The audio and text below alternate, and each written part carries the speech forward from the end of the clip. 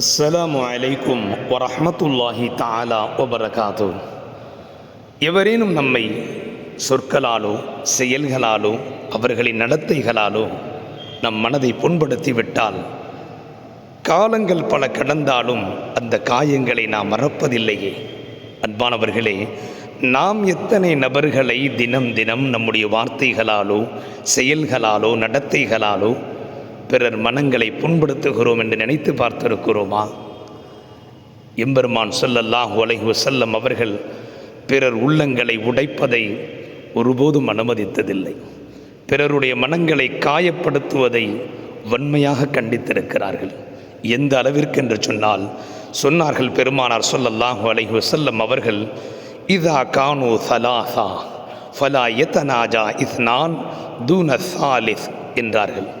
3 நபர்களாக இருந்தால் 3ஆம் நபரை விட்டு இருவர் தனித்து ரகசியம் பேச வேண்டாம் என்றார்கள் பெருமானார் ஸல்லல்லாஹு அலைஹி வஸல்லம் அவர்கள். அப்துல்லாஹ் ரலியல்லாஹு தஆலா அன்ஹு அவர்கள் அறிவிக்கக்கூடிய இந்த நபிமொழி புகாரி என்னும் கிரந்தத்திலே 6288 எண்ணிலே பதிவாகி இருக்கிறது. 3 நபர்களாக இருந்து கொண்டு ஒருவரை விட்டு இருவர் தனித்து ரகசியம் பேசினால் அந்த 3ஆம் நபரின் உள்ளத்தை அது ரணப்படுத்தும் அல்லவா?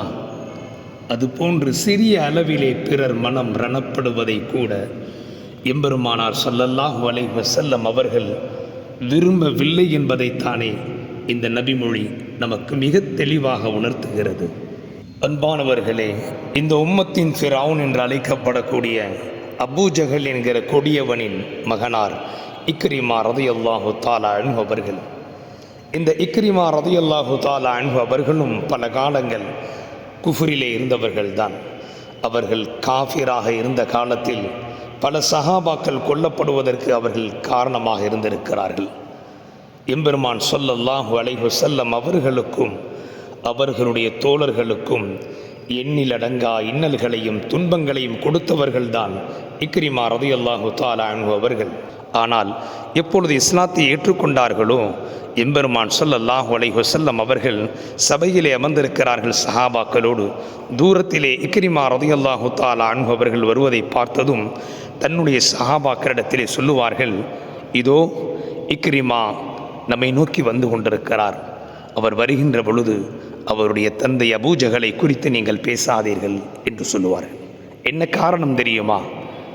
அவருடைய தந்தை அபூஜஹல் என்கிற கொடியவனின் கொடூர குணங்களை, தன்மைகளை, செயல்களை பற்றி சஹாபா பெருமக்கள் பேசினால் இக்ரிமா ரலியல்லாஹு தஆலா அன்ஹு அவர்களுடைய மனம் புண்படும் என்பதால் தான் எம்பெருமான் ஸல்லல்லாஹு அலைஹி வஸல்லம் அவர்கள் அப்படி சொன்னார்கள்.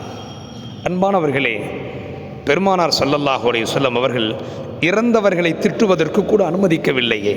சொன்னார்கள் எம்பெருமான் ஸல்லல்லாஹு அலைஹி வஸல்லம் அவர்கள், லா தசுப்புல் அம்வாத் ஃபத்உது அல் அஹ்யா என்றார்கள்.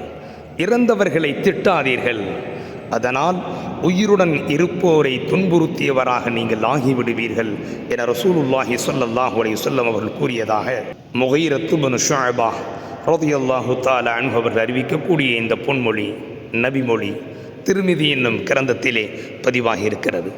அன்பானவர்களே, இறந்தவர்களைத்தானே திட்டுகிறோம், அதனால் என்ன ஆகிவிடப் போகிறது என்று நாம் நினைப்போம்.